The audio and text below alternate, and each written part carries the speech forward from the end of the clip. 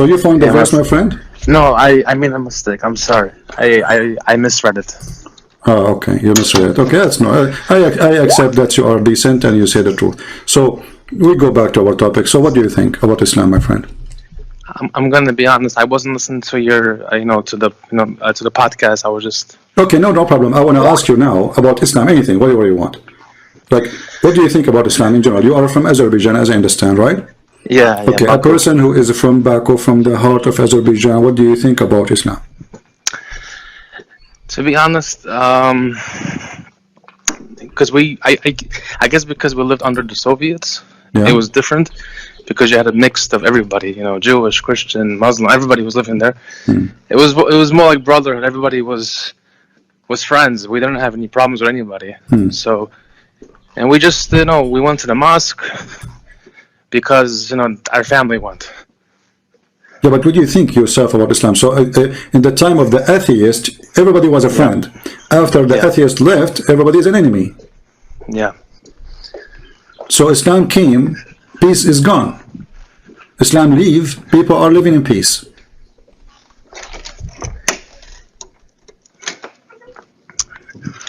So why you don't leave Islam, my friend? I think because I'm just connected to the family.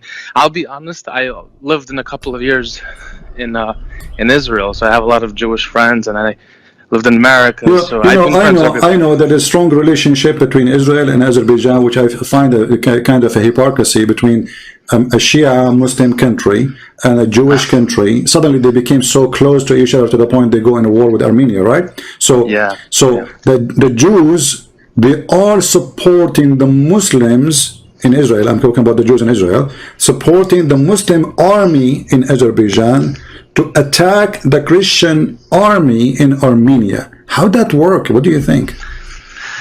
I don't think they're supporting them financially or with. No, not supporting financially. You don't need money. You have the oil. They are supporting them simply by giving them weapon. Correct? Yeah, listen. I'm being honest. I don't. Anyway, forget about politics now. Forget about the Jews. Forget about Azerbaijan. What do you think about Muhammad? I don't think he definitely not. Yeah, he's definitely not a prophet. Thank you very much. You just left Islam, my friend. I'm happy for you. What do you think about Christ? What do you think about Christ then? As long as you decide to leave Islam. I'm gonna be honest. I've been kind of juggling, Judaism and Christianity back and forth for the past maybe 2 years. Okay. Everyone knows that I started listening to your videos. I read a lot of books on Christianity and Judaism. And everyone kind of knows. Living in America, it's not crazy if I would leave the religion, And even in Baku, people don't really care. Okay, so now you are out of Islam. What do you think about accepting Christ as your Lord? What do you think? It's hard to say because I have my doubts, and I don't know if it's Christianity or if it's Judaism. I know it's one of those two. I just don't know which one is. Okay, well, okay. So did you just today now you decide to say to me now live on air that you don't think Muhammad is a prophet, or this is a decision you took from before? I knew from before because, like I said before, you are very educated, and I thank you, for all the work you do. So did I help you in my watching my videos? You've been, yes, 100%. And sorry, I sound a little maybe emotional because it was.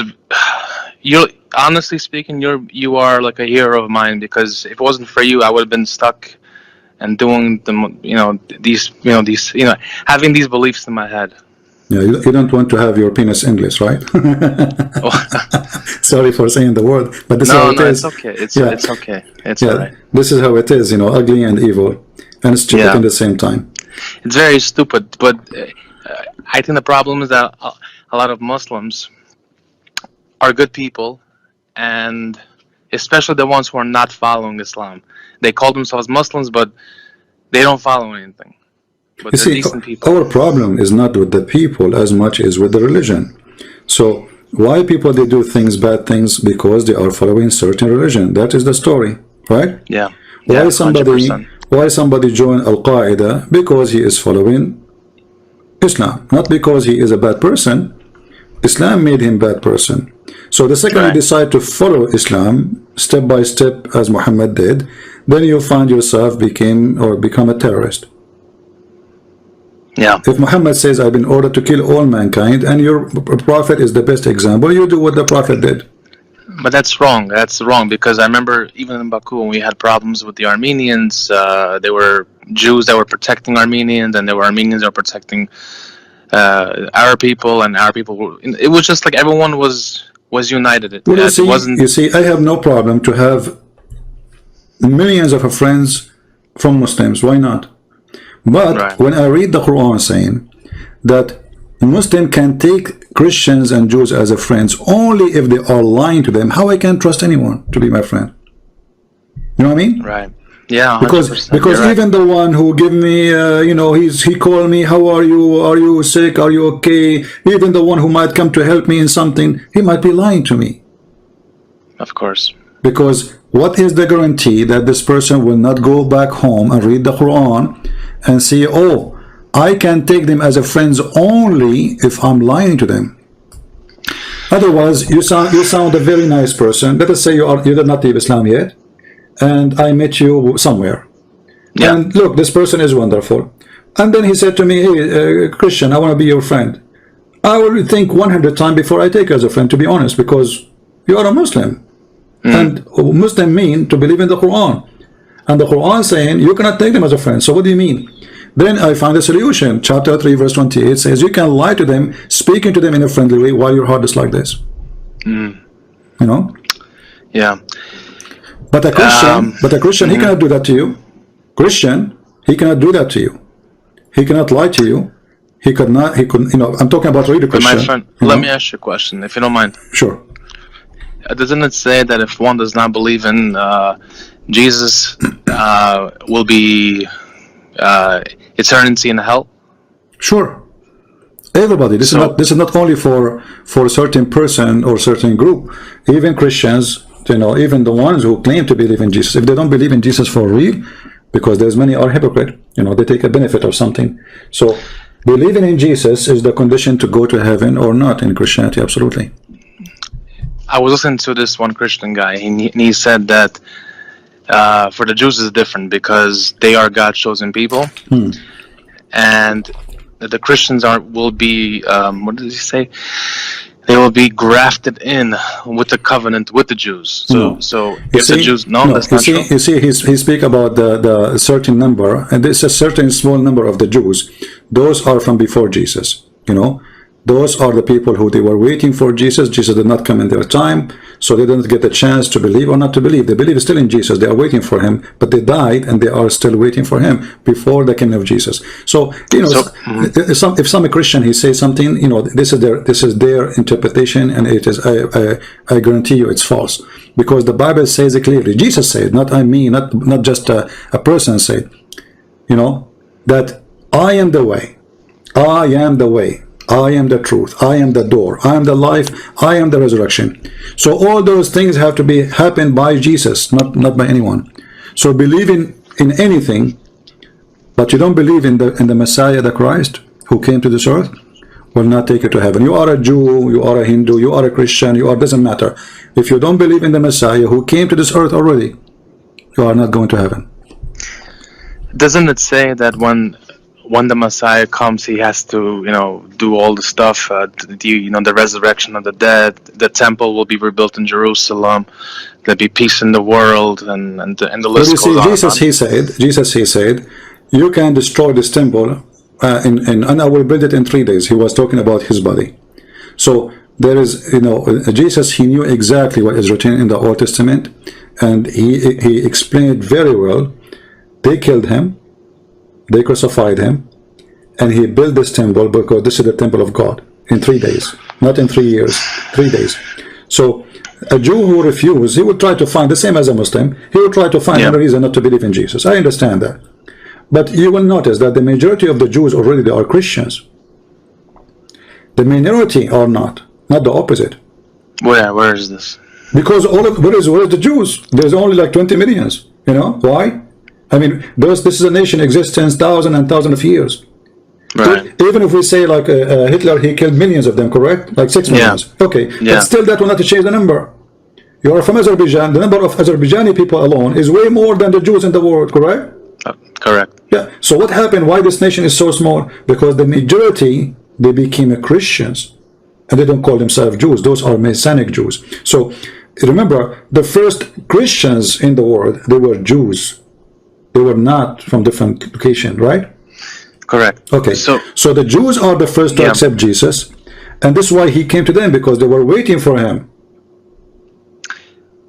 Would you say that that Christianity has changed? Meaning, for example, the Shabbat was on Saturday. No, my friend, the word Shabbat or Sabbath is not doesn't mean Saturday only. Sabbath is any day designated for the Lord. So any day is a holiday, is a Sabbath. Any day is designated to be for God is called Sabbath. So there's many Sabbaths in the year, not only Saturday. Saturday is one of them. However, Jesus said, you said that Christianity changed, right?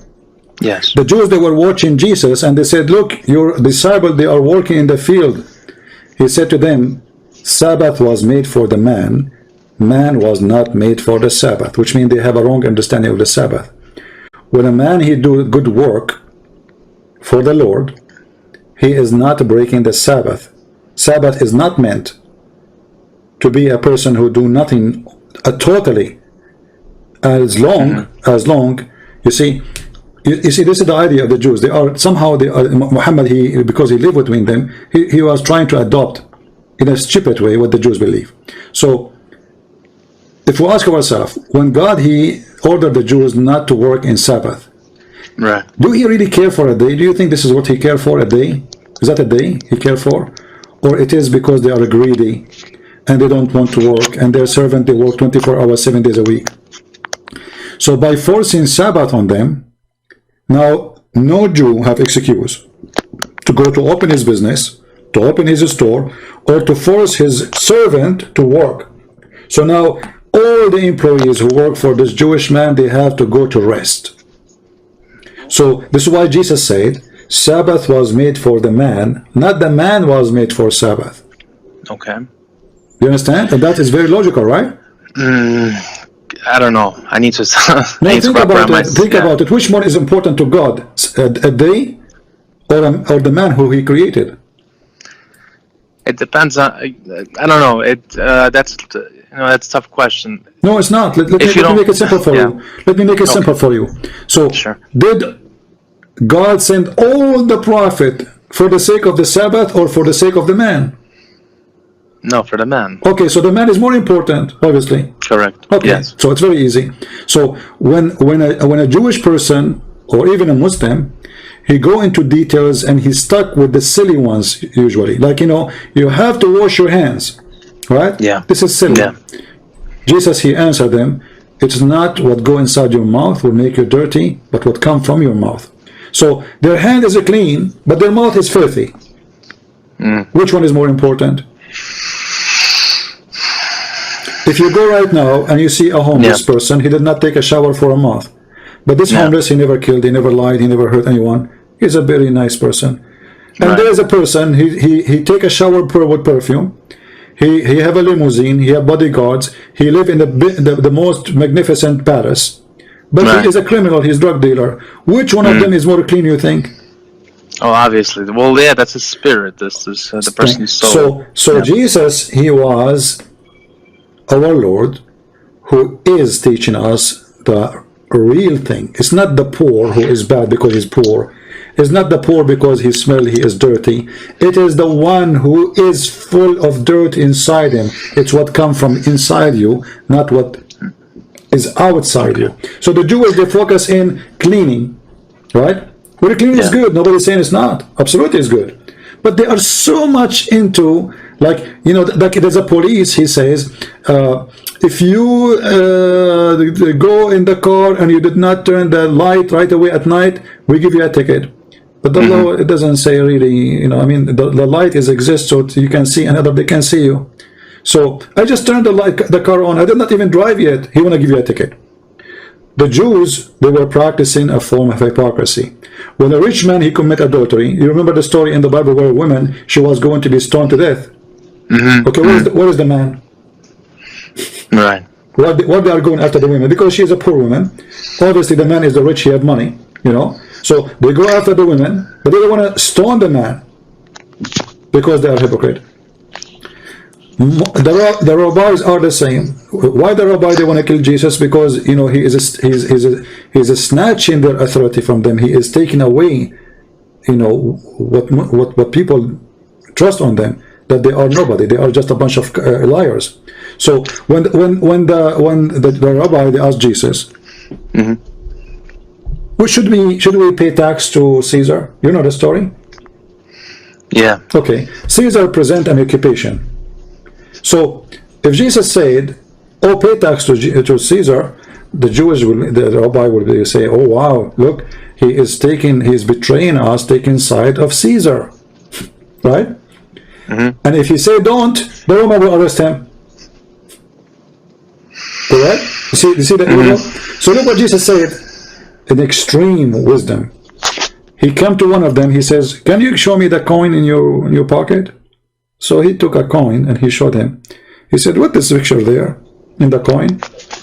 "This is the picture of Caesar." So Jesus said, "Give what to Caesar to Caesar." So they are a bunch of hypocrites. They refuse Jesus for no reason. They are trying to do, let us say, conspiracy all the time against him to be killed.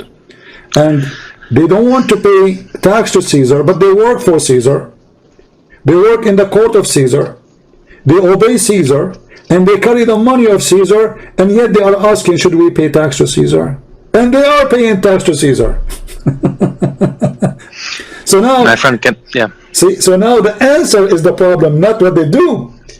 They pay tax, they work for Caesar, and they are under the authority of Caesar, but yet they are very hypocrite. So I understand you live for a long time in Israel, as you said, but I say to you, I find no reason for anyone to reject Jesus from the Jews except arrogant. My friend, can I ask another question? Sure. Christians don't get circumcised today, right? Why? Wasn't this part of the the law that was passed down? No, but this was a covenant between God and the Jews. We are not children of Abraham.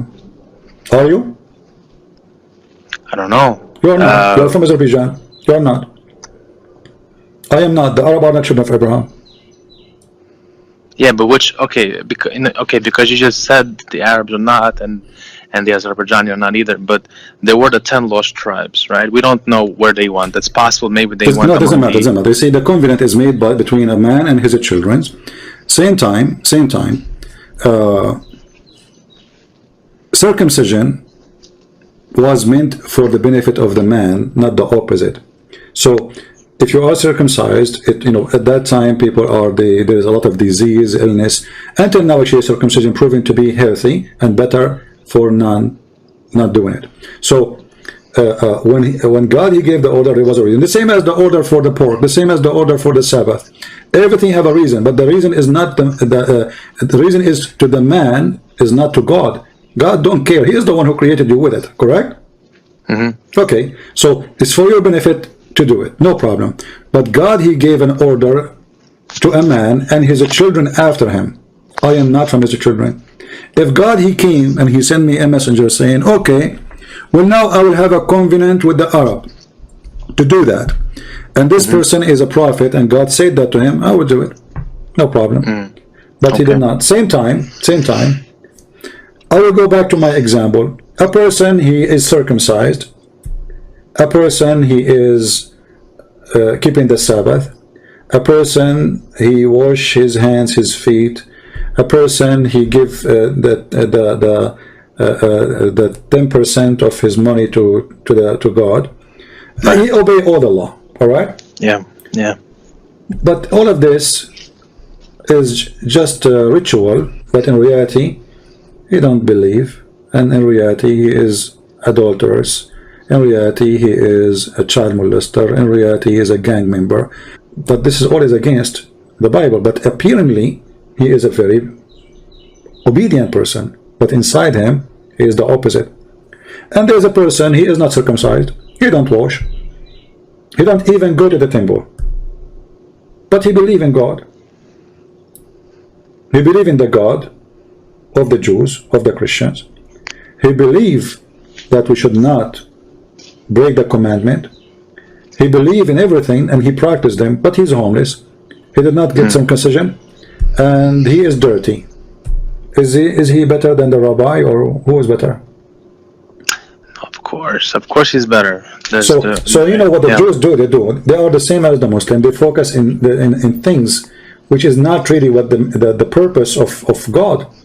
You see, you know, they ask, there is a big rabbi, I forgot his name. This is from, I think, 60 or 70 years before Christ.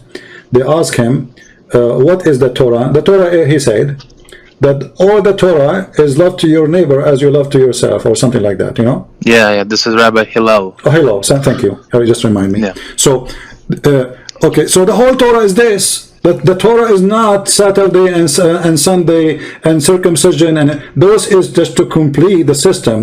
You know, we have a tribe. We have to keep the things clean. Like, do you think God he care if you do your dirt 10 meters from your house, or you have to walk, as the Bible says, you have to walk a distance far? This is all to keep you clean for your health, right?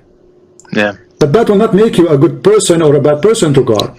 So all the Bible and all the Torah is about to love to others what you love to yourself. And this is mentioned in the New Testament and mentioned in the Old Testament. And the question now, who are they really, the people who practice this? That is the question. I will give it to you. We Christians, we cannot be Christian unless we practice this. Is the Jewish people practicing that? I will leave that a question for you.